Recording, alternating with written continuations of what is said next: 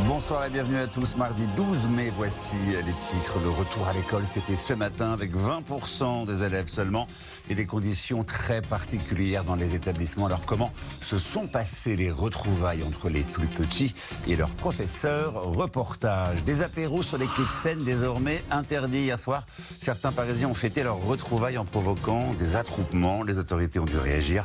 Prudent ou imprudent, comment les Français se sont-ils comportés ces dernières 48 heures? Nous ferons le point. C'est l'une des décisions du gouvernement qui a été le plus critiquée au début de la crise. Le maintien du premier tour des élections municipales le 15 mars.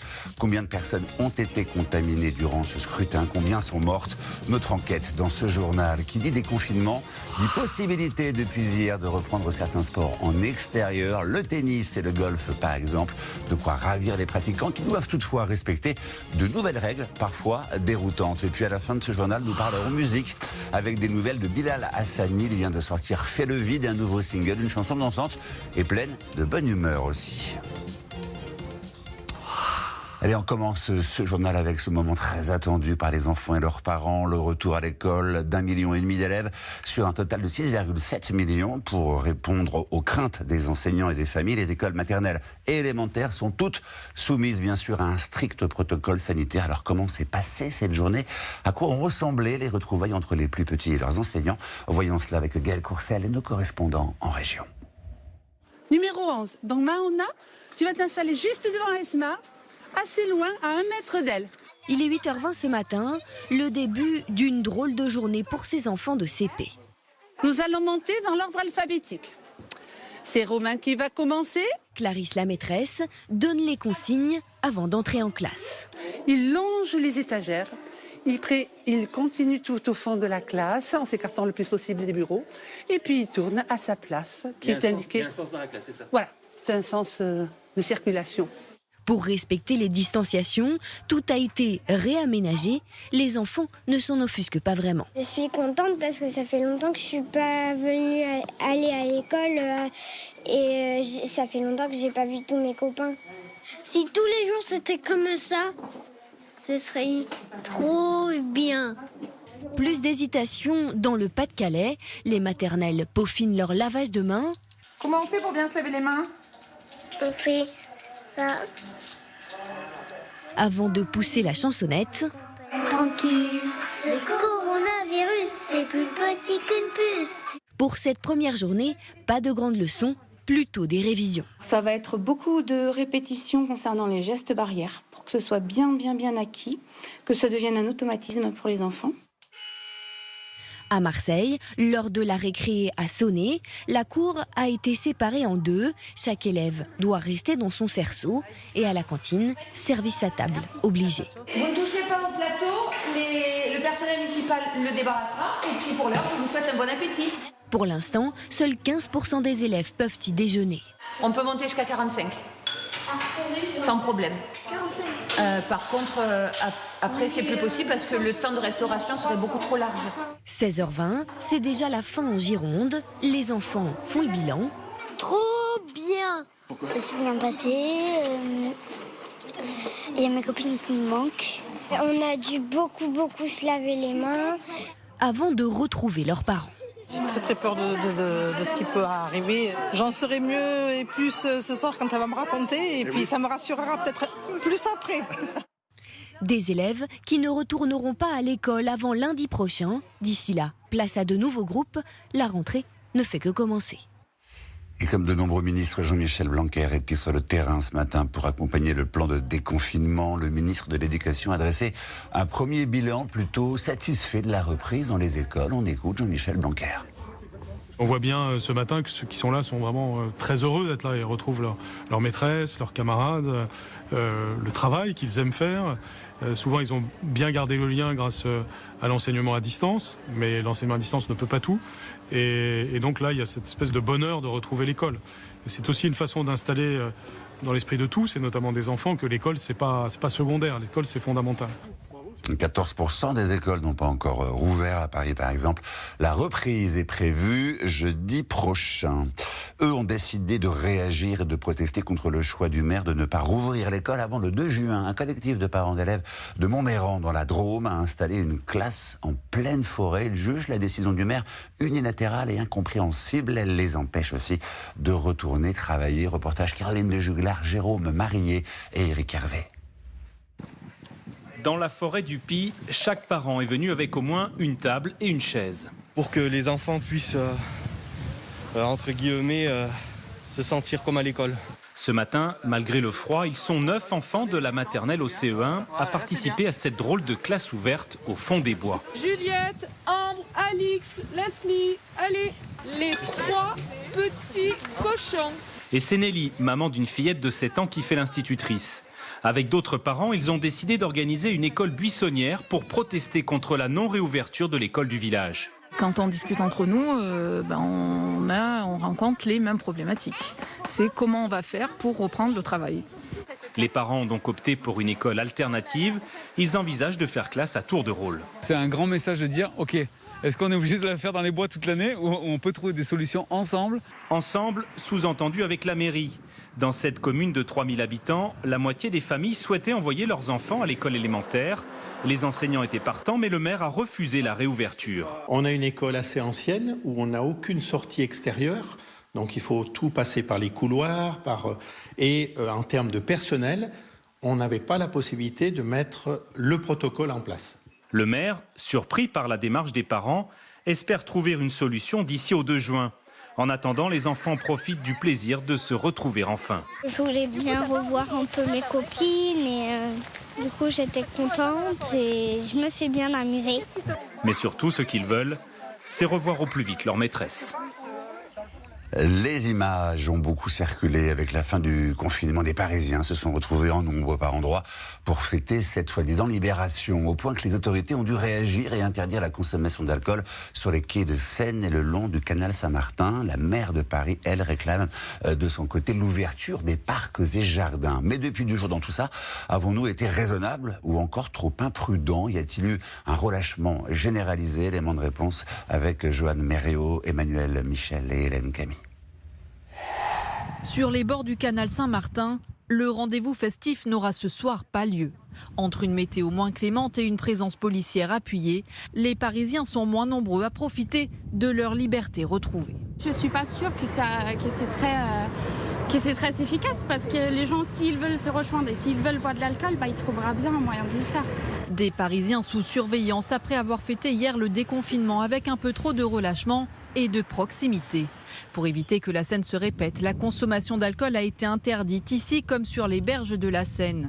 Après 55 jours de confinement et alors que la capitale compte 20 000 habitants au kilomètre carré, maîtriser les rassemblements en extérieur semble difficile. La solution pour Anne Hidalgo, rouvrir parcs et jardins. C'est une question de santé publique. Il faut permettre aux Parisiens d'avoir plus d'espace pour respirer. Une option inenvisageable en zone rouge pour le ministre de la Santé qui craint que les gestes barrières ne soient pas respectés. Et dans la capitale, se croiser sur un trottoir ou traverser la rue relève parfois du défi. On ne peut pas respecter ces distances en fait, parce que les gens ne vont pas avoir le réflexe de s'écarter quand on passe. De nouvelles habitudes que les Français ont encore du mal à prendre. À Lille, ses amis se sont retrouvés. Ils sont 5 et donc dans les clous. Mais pour les gestes barrières, pas vraiment. Si on a été confiné pendant 2 mois et qu'on a respecté, il n'y a aucune raison qu'on l'ait. Et il n'y a pas de problème de distanciation sociale. On respecte les règles de base, même si c'est pas top quoi. À Montpellier, en zone verte, le relâchement est perceptible aussi chez les plus jeunes. Pas de masque pour ses amis, collés les uns aux autres sur ce banc. Avec eux, pas vrai, c'est un peu oublié, oui, mais avec les autres, j'essaie quand même de respecter les 1 mètre de sécurité. Un sentiment d'insouciance que beaucoup partagent, mais qui en inquiète d'autres. Je me dis qu'à ce rythme-là, autant dans 3 semaines on est tous reconfinés, donc c'est un peu dommage quoi. Une option que les autorités avaient présentée dans leur plan de déconfinement. Elle est en ligne depuis hier soir sur le site du ministère de l'Intérieur. La déclaration de déplacement à plus de 100 km de son domicile. Vous devez absolument l'avoir sur vous si vous vous rendez au-delà d'un cercle de 100 km, donc à vol d'oiseau autour de chez vous. Elle n'est pas nécessaire si vous restez dans le même département. Tout déplacement doit être justifié, que ce soit pour des raisons professionnelles ou pour des raisons familiales dites impérieuses. Un mot de météo à présent, avec cette alerte orange, inondation sur le département des Landes. Après les pluies diluviennes de dimanche et lundi, l'Adour et la Midou sont en crue. La plus grande prudence est recommandée dans les déplacements. Et à propos de déplacements, regardez ces images tournées sur la ligne 13 du métro parisien. À l'heure de pointe, ce matin, un axe très fréquenté. Hier, les rames étaient bondées dès l'aube. Après un incident, les choses se sont arrangées aujourd'hui avec un meilleur respect des distances. Écoutez. Aujourd'hui, on n'a pas de problème. Le métro, il est arrivé dans 5 minutes. Il n'y a pas beaucoup de monde, pas comme d'habitude. Voilà. Écoutez, la ligne 13, habituellement, c'est un enfer. On est les uns sur les autres, on se colle, c'est horrible, c'est vraiment un enfer. Là, c'est parfait. À l'entrée des stations de métro, mais aussi dans les gares, les filtrages ont été renforcés pour mieux réguler les flux ainsi que les contrôles par les forces de l'ordre à l'intérieur des gares. Après les commerces hier, nous avons voulu savoir aujourd'hui comment se déroule le retour au travail dans les bureaux des grandes entreprises. Le ministère du Travail a édité une charte très stricte des open space à l'utilisation des ascenseurs en passant par les cantines. Tout a dû être repensé, même si la majorité des collaborateurs sont invités à rester en télétravail le plus longtemps possible. Le reportage, Cécile Chabanot, Bruno de Godemar et Audrey Vuitaz. Nous sommes au siège de la CMA-CGM, premier transporteur mondial de conteneurs. 32 étages, 10 ascenseurs et 2300 salariés. Un casse-tête pour le déconfinement. Après plusieurs semaines de préparation et de télétravail, le retour sur site est très progressif. D'abord en format réduit. 350 collaborateurs volontaires. Jean-Baptiste Olaniero en fait partie. Content de retrouver mes collègues. Au début, une petite appréhension quand même pour être sûr que les mesures de sécurité étaient prises. Elles le sont dès l'entrée. On m'a donné donc 2 masques chirurgicaux. Il y a du gel hydroalcoolique. Et un contrôle de température par caméra thermique. Dans les étages, un salarié par bureau de 4. Le masque est obligatoire dans les espaces partagés. On est dans une ambiance un petit peu différente. Avec des masques, on ne fait pas de réunion, mais on se parle, on se voit. On n'est pas forcément toujours dans une dimension virtuelle. Moi, je suis content de retrouver mes collègues, de retrouver aussi une forme d'équilibre entre le travail et le temps à la maison. Des retrouvailles à bonne distance, 4 personnes maximum dans l'ascenseur. On a positionné des stickers sur le sol de façon à ce que les collaborateurs, lorsqu'ils rentrent dans l'ascenseur, sont aux 4 coins et donc respectent ces distances. Chacun de son côté à la cantine aussi. Une chaise par table, désinfectée systématiquement et des horaires. L'étage 1 à 9 pourra aller déjeuner entre 11h30 et midi et ainsi de suite. Après cette première semaine de test, nous augmenterons le nombre de collaborateurs de 150 par semaine. Si on voit que ça va trop vite parce que ça ne nous permet pas de respecter, de protéger la santé de nos collaborateurs, nous ralentirons et nous nous adapterons au fur et à mesure. Il faudra attendre septembre pour un retour à la normale, ou presque, car le télétravail imposé par ce confinement a donné des idées. Il devrait être développé plus largement. Eux aussi ont repris du service. Les marchés ont rouvert un peu partout, et notamment à Paris, qui vivait sans marché depuis cette semaine. Fruits et légumes, produits frais, les commerçants ont retrouvé leurs clients. Les étals protégés par de larges bandes de films plastiques transparents, gestes barrières, distance de sécurité. Il a fallu s'adapter, bien sûr, jusque dans la manière de recevoir le paiement des achats. Regardez. Voilà, je vous remercie, je vous laisse avec, qui ne touche pas l'argent. Voilà, c'est Clément qui s'occupe de la caisse aujourd'hui. On a prévu tout. Merci. Moi, je ne touche pas la monnaie. C'est Clément qui s'occupe de la monnaie, de rendre de la monnaie, les cartes bleues. Comme ça, moi, je ne touche que la viande. Et lui, il s'occupe que de la monnaie aujourd'hui. J'étais chez le poissonnier, ils ont le plastique, ils ont le chip sheet pour les mains. Tout va bien. Et depuis hier, l'ensemble des commerçants en dehors des bars, cafés et restaurants ont repris leurs activités. Il est encore trop tôt pour faire un bilan, bien sûr, mais nous avons voulu savoir quel type de dépenses vous privilégiez. Les achats dits utiles ou les achats plus accessoires, histoire de se faire plaisir après de longues semaines de confinement. Reportage dans un quartier commerçant de la capitale, Gaspard Poirieux et Louise Pézoli. Nous sommes dans le 17e arrondissement de Paris, rue de Lévis, une artère commerçante où dès hier de nombreux Parisiens se sont rendus pour effectuer leurs achats post-confinement. Et pour certains commerçants, l'affluence était toute particulière. C'est le cas des opticiens notamment. C'est ce que l'on va voir, mais d'abord le masque.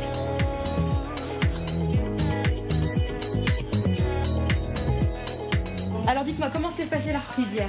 On a eu pas mal de monde qui sont venus pour, d'une part, réparer leurs lunettes cassées pendant le confinement et d'autre part, pour en faire des neuves parce qu'elles n'étaient pas réparables. Et par rapport à un lundi normal ? Ah, c'est x10. Le lundi, généralement, chez nous, c'est très calme parce qu'on fait beaucoup d'administratifs. La rue est calme. Et là, hier, il y avait vraiment beaucoup de monde dehors. Plus de monde, mais aussi de nouvelles contraintes auxquelles les clients doivent s'adapter. Ça marche. C'est de nouvelles habitudes à prendre et on comprend aussi que ça puisse s'avérer nécessaire dans certains cas, et notamment, j'imagine, chez l'opticien. Alors pour le coup, c'est vrai que ça change les habitudes où on prend, on essaye tout et n'importe quoi, là on fait un peu plus attention, ouais. Réparer ses lunettes ou tout simplement prendre soin de soi, c'était aussi l'une de ses priorités après ces 2 mois de confinement, avec les mains propres toujours. Dans cet institut de beauté, le planning affiche complet ces 2 prochaines semaines. Véronique, elle, a pris un rendez-vous dès qu'elle a pu. C'était important, madame, de revenir ? C'était fondamental. Ça m'a permis de revivre. J'ai l'impression de revivre. Le coiffeur et les manucures, et tout va mieux. Pour satisfaire le plus de clientes, les salariés ici ont même aménagé leurs horaires et travaillent jusqu'à 22 heures parfois. Les filles sont là du matin au soir, travaillent avec un grand sourire tout le temps et nos clientes sont ravies qu'on les prenne à pas d'heure. Dans cette boutique de prêt-à-porter, une cabine sur 2 est condamnée, mais ici, pas grand monde. La reprise, elle est plutôt timide ? Oui, la reprise est très difficile. On a repris ce matin. Effectivement, j'ai eu 2-3 clientes habituelles, mais ça reste quand même très, très calme. Je pense que la femme, elle a plus une priorité envers d'aller chez le coiffeur, d'aller chez l'esthéticienne.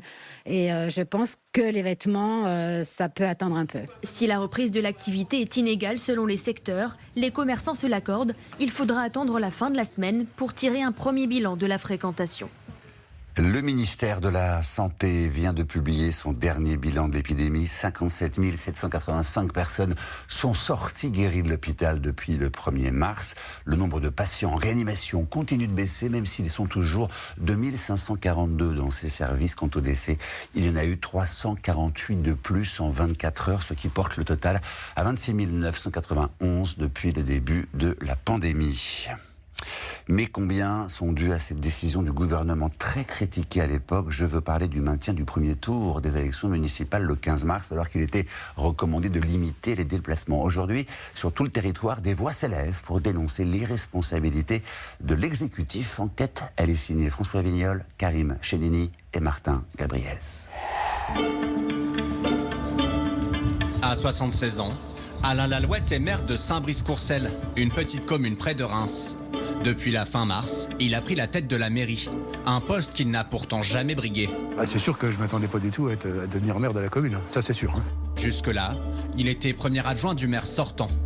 Alain Lescoué aurait dû débuter un nouveau mandat après sa réélection dès le premier tour des municipales le 15 mars dernier. Mais l'homme, touché par le Covid-19, est décédé le 27 mars.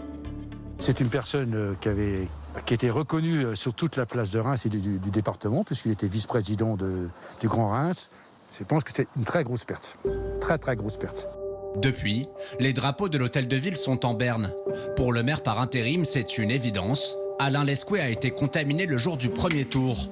Pour la première fois, il retourne dans cette salle municipale qui faisait alors office de bureau de vote. Il y a encore les bulletins de vote là. Ils sont là.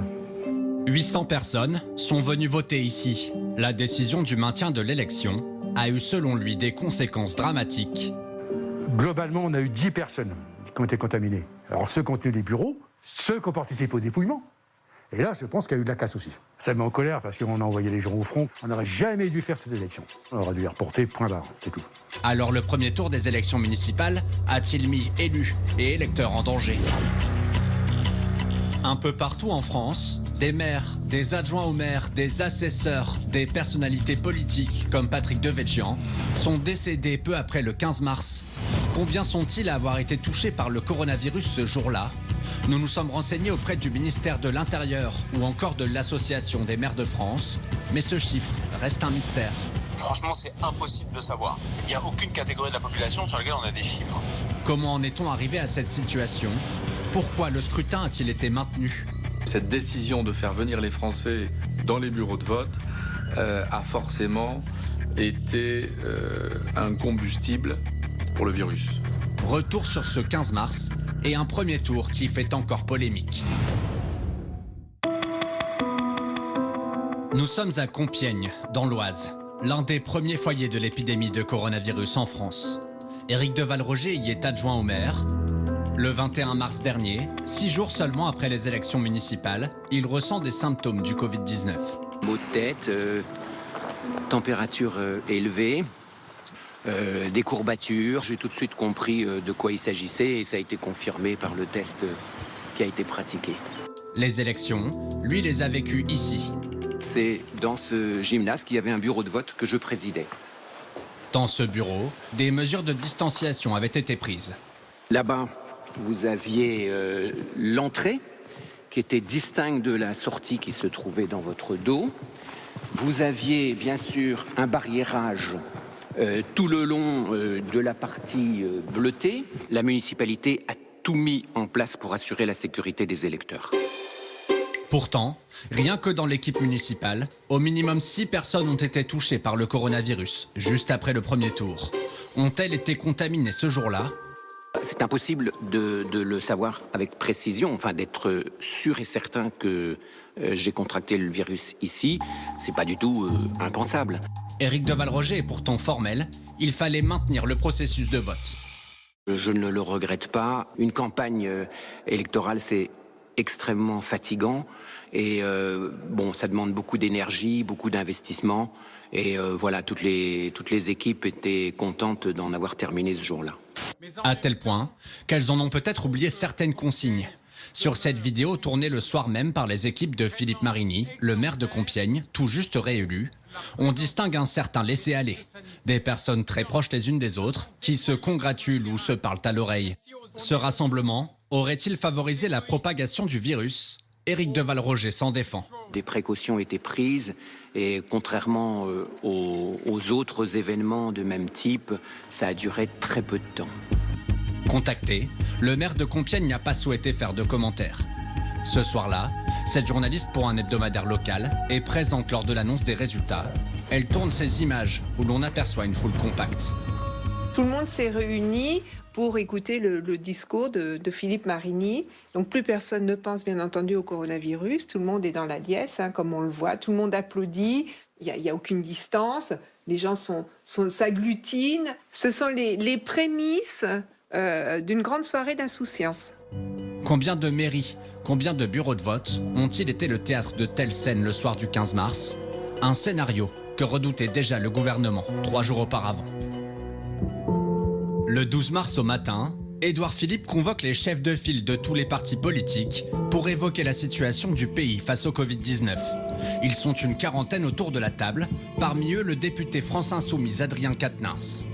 Ce jour-là, clairement, c'était les élections ont lieu et d'ailleurs on va vous parler du protocole sanitaire, c'est-à-dire présence de gel hydroalcoolique et respect des distances de distanciation sociale dans les bureaux de vote, mais absolument rien de conséquent s'agissant de la tenue ou pas des élections.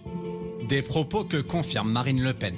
J'en tire la conclusion que le gouvernement ne se pose pas de questions sur la tenue ou sur la non-tenue de ce premier tour.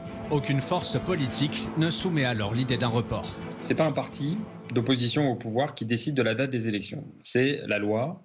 Donc on n'aborde pas la date des élections. C'est un paramètre pour nous, vous voyez. C'est pas à nous d'en décider.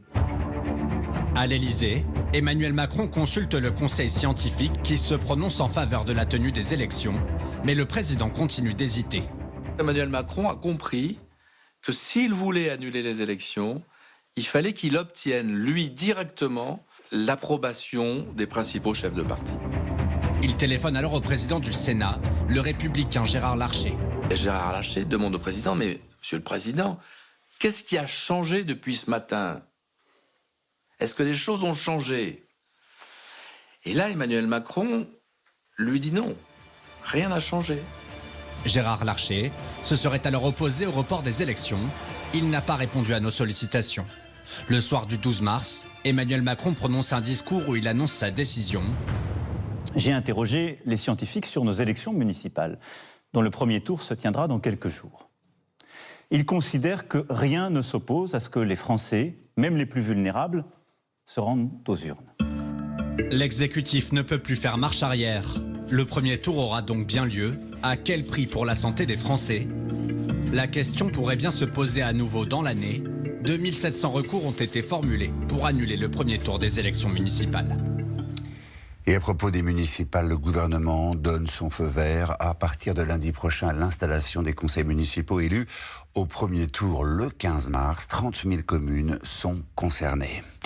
Le Parlement européen transformé en centre de dépistage du coronavirus. Ça se passe à Strasbourg, bien sûr. Des salles ont donc ouvert pour permettre de tester sur prescription médicale jusqu'à 2000 personnes par jour. Ce centre est réservé aux personnes asymptomatiques identifiées par l'assurance maladie ou la médecine de ville comme cas contact d'un malade. Rappelons que l'objectif du gouvernement est de réaliser 700 000 tests par semaine, soit 3 à 4 fois plus que ce qui était pratiqué jusqu'à là. À l'étranger, le Royaume-Uni a été l'un des derniers pays d'Europe à se confiner. Il est aussi le plus touché du continent. La barre des 40 000 décès vient d'être franchie. Boris Johnson concentre les critiques à propos de son plan de déconfinement qui prévoit que toutes les usines et chantiers rouvrent demain. Les professionnels n'ont pas reçu les équipements de sécurité et craignent de ne pas pouvoir protéger leurs ouvriers. Au Cameroun, le déconfinement a commencé depuis plus d'une semaine avec son lot de contradictions. Les écoles restent fermées jusqu'au 1er juin. La fête nationale du 20 mai a été annulée, mais les bars et boîtes de nuit ont rouvert. Une confusion qui se traduit dans les rues par des scènes où les gestes barrières ne sont que très peu respectés au Cameroun. Le Covid-19 a fait 114 morts. Et puis, regardez cette image en provenance de Thaïlande, une statue de Bouddha avec un masque géant, tout un symbole pour encourager la population à se protéger dans les rues de Bangkok. Un groupe de bénévoles thaïlandais a installé des armoires à nourriture surnommées garde-manger du partage pour aider ceux qui sont dans le besoin là-bas. Plus de 3000 personnes ont été contaminées et 56 personnes sont mortes du Covid. Allez, on revient en France, c'est l'une des bonnes nouvelles du déconfinement, la possibilité depuis hier de reprendre certains sports en extérieur, pas en groupe et à distance, s'il vous plaît. On peut donc se remettre au golf ou au tennis, mais attention à bien respecter les règles sanitaires. On ne touche que son propre matériel. Explication de Kenzo Marcelin, Joanne Merriot et Arthur Day. Enfin, sentir de nouveau l'odeur de la terre battue, mélangée toutefois à une autre odeur. Là, on se lave les mains avec le gel hydroalcoolique. De nouveaux gestes adoptés restent à renouer avec ceux du tennis. Il faut retrouver la sensation de la balle et ensuite on s'occupera de la technique un peu après parce que c'est pas ça le plus important d'abord. Jules et Margot sont frères et sœurs. Ils peuvent jouer avec les mêmes balles, mais quand ils pratiqueront avec d'autres enfants, ce sera interdit. Ils ont déjà tout prévu. On a mis nos initiales au marqueur. Par exemple, on l'avait sur l'autre côté du terrain. L'autre ne peut pas ramasser ta balle. Du coup, tu ramasses que tes balles. On a marqué les balles. Patrick. Balles marquées, match en double interdit. Bancs désinfectés ou carrément retournés, vestiaires fermés. Un protocole a été rédigé par la Fédération française de tennis. Seuls les clubs qui se mettent dans le protocole FFT peuvent réouvrir leurs installations. C'est spécifique au terrain extérieur, on n'a pas le droit d'ouvrir les terrains couverts. Autre protocole, autre sport, autre balle. Le golf fait lui aussi sa rentrée. Pendant 2 mois, on a payé nos charges fixes à nos différents fournisseurs, ce qui permet de faire tourner la structure, mais on n'a pas du tout fait de chiffre d'affaires, donc je peux vous assurer qu'on est très heureux aujourd'hui de réouvrir. Moi, je suis très heureux d'avoir beaucoup de cours de golf aujourd'hui. Donc, tu as vu, on a enlevé les tapis, il n'y en a plus que 14, de façon à ce que chacun ait 4 mètres carrés. Le masque est de mise, le matériel est régulièrement désinfecté. Il faut que tu aies l'impression que ton manche, tu le sors. Fabrice ne peut manipuler ses élèves comme d'habitude. Il est censé respecter une distanciation de 2 mètres. C'est parfois difficile. Il part par là. Ravi parce que plus de 2 mois sans jouer, c'est une frustration terrible. Sur les parcours, il faudra laisser le drapeau dans le trou. Sinon, dans ce sport de plein air par excellence, la pratique est quasi inchangée. Allez, une rêve partie dans des voitures en Allemagne. Faut-il dire le ou la Covid? L'Académie française a tranché. C'est l'actu des réseaux. Pascal Malcognan. C'est une nouvelle complication dans la crise sanitaire et celle-ci est linguistique. Si vous dites le Covid-19 comme à peu près tous les Français, sachez que vous faites une erreur. Selon l'Académie française, il faut parler de la Covid-19 puisqu'il s'agit de la maladie provoquée par le coronavirus. Dès le début du mois de mars, l'OMS avait changé le masculin en féminin et depuis les Canadiens s'y sont faits. La Covid-19 frappe fort. Mais ça, c'était il y a plus de 2 mois. Chez nous non plus, il n'est pas trop tard pour se défaire de cette mauvaise habitude. C'est ce que veut croire l'Académie française. Ces coups de poing font toujours le même effet. À 53 ans, Mike Tyson est en forme et le fait savoir sur Instagram. Dans sa dernière vidéo, on voit l'ancien champion des poids lourds s'entraîner dur pour peut-être remonter sur un ring. On n'en sait pas plus, le boxeur laisse planer le doute. Il ne s'agit pas d'un embouteillage, mais de la toute première boîte de nuit drive-in, une invention allemande. Comme les discothèques sont fermées, le gérant de cet établissement a invité ses clients sur le parking pour faire la fête. Le week-end, de 21h à minuit, des DJ se relaient pour mettre l'ambiance devant un parterre de 250 véhicules.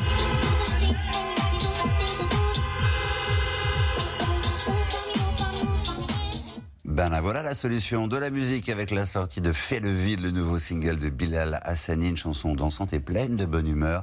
De quoi mettre un peu de baume au cœur en cette période difficile, un an après sa participation au concours de l'Eurovision et la sortie de son premier album, La Révélation francophone 2019, nous a ouvert les portes de chez lui. Cécile Chabanot, Margot Dulon et Bertrand No. Bienvenue chez moi. Donc on est dans mon appartement à Paris, donc c'est mon premier appartement tout seul. J'ai emménagé en septembre et j'ai fait tout mon confinement ici. C'est donc ici, confiné avec 2 de ses amis, que Bilal Hassani a préparé la sortie de son nouveau single, Fais le vide. Il y a des gens qui ont fait du yoga, il y a des gens qui ont fait du sport et moi j'ai fait de la musique. Le monde à l'envers, on avance à vitesse grand V. De la musique et des réunions en ligne avec ses attachés de presse pour choisir la pochette du single. Une chanson qui parle du monde d'avant, quand tout allait trop vite. Autour de toi, tout va trop vite, tu ne sais même plus où tu vas, tes kéblos, tu fais des 100 pas. J'ai voulu analyser mes amis, ma famille, mes fans, tous les gens qui m'entourent. Et je vois qu'il y a beaucoup de stress, beaucoup de nerfs et je me suis dit, des fois il faut fermer les yeux, inspirer, expirer, et quand on expire, on lâche tous nos problèmes et on s'éclate un petit peu. Bilal Hassani tourne donc la page de l'introspection, entamée avec Roi, la chanson avec laquelle il a représenté la France au concours de l'Eurovision l'année dernière. Quand je rêve, je suis un boa. I'm not rich, but I'm shining. Depuis, l'artiste a sorti un album, Kingdom, réalisé une tournée dans toute la France et obtenu des prix qui trônent bien en évidence dans sa cuisine. C'est très très sympa. À 20 ans, il pourrait bien en recevoir d'autres pour cette chanson ou bien le prochain album dont la sortie est prévue à l'automne. Bloqué dans un tourbillon, on ne sait plus où aller. On a besoin d'action, pas d'un destin tout tracé. Voilà, c'était le journal de la rédaction. Merci à tous de l'avoir suivi. Après la météo et scène de ménage, le rire continue avec les Baudins, grandeur nature. Prochain rendez-vous avec l'info demain, le 12h45, présenté par Karine Guéoc. Et on se retrouve pour le 19h45. Très belle soirée sur M6. Retrouvez l'actualité 24h sur 24 sur m6info.fr. On ne peut pas choisir la météo du jour, mais on peut choisir de manger bio du lundi au dimanche. Place à M6 Météo avec Aldi. Aldi, place aux nouveaux consommateurs. M6 Météo.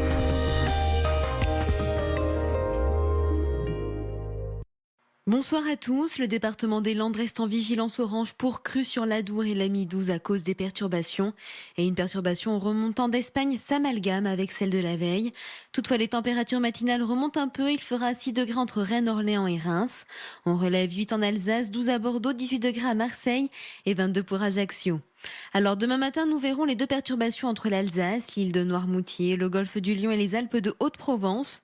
Dessous, les nuages seront très sombres et donneront des averses et même de l'orage sur les Pyrénées centrales. Au-dessus de la Loire, le ciel s'éclaircira progressivement. Côté vent, il soufflera très fort avant de diminuer un peu dans l'après-midi. On notera des pointes allant de 50 à 90 km/h, notamment sur le littoral varois. La perturbation sévira toujours, remontant très légèrement vers le nord, et la ligne orageuse ira du Limousin à Rhône-Alpes jusqu'au Vercors et aux Cévennes.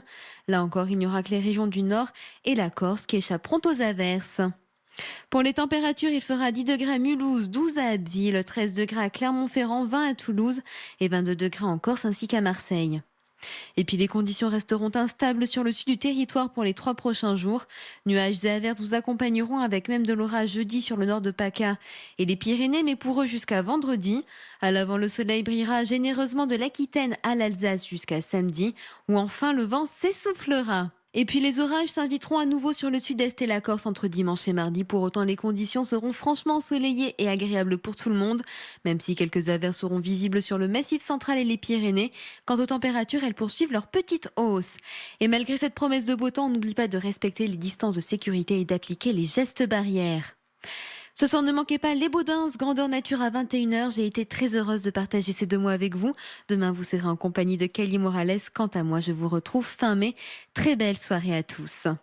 On ne peut pas choisir la météo du jour, mais on peut choisir de manger bio du lundi au dimanche. C'était M6 Météo avec Aldi. Aldi, place aux nouveaux consommateurs. Savourer un